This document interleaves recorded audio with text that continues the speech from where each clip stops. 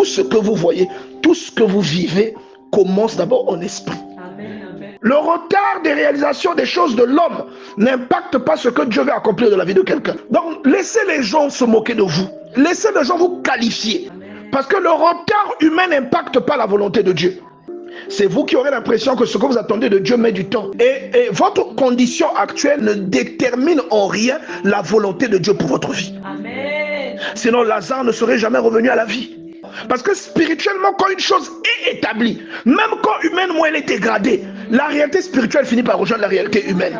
La réalité spirituelle finit par se manifester et illustrer la réalité humaine qui caractérise la chose en question.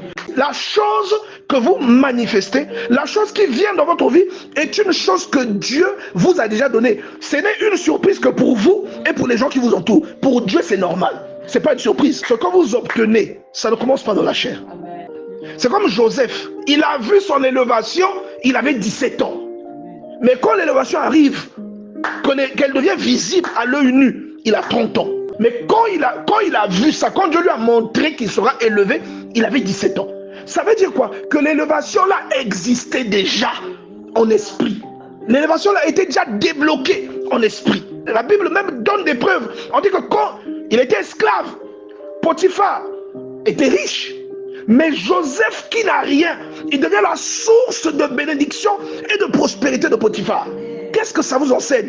Qu'aujourd'hui, vous pouvez ne pas avoir de moyens, mais parfois vous finirez dans un palais avec des conditions de vie que vous n'avez jamais espéré obtenir.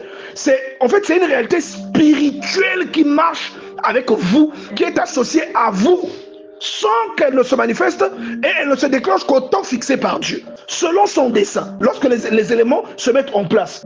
Voilà pourquoi la Bible insiste en disant, en sa saison, il porte du fruit. C'est une prophétie dont le temps est déjà fixé. Si elle tarde, attends-la. C'est-à-dire, on donne une prophétie, Dieu dit, le temps de l'accomplissement de cette prophétie est déjà fixé. Elle ne tarde pas selon Dieu, elle va tarder seulement selon l'être humain. Lui, le Seigneur, il connaît que à partir de telle période, elle va s'accomplir. Tout ce que vous vivez commence d'abord en esprit. À l'époque, je travaillais dans une boîte informatique. Une année avant que je ne change de boîte, j'ai eu une vision.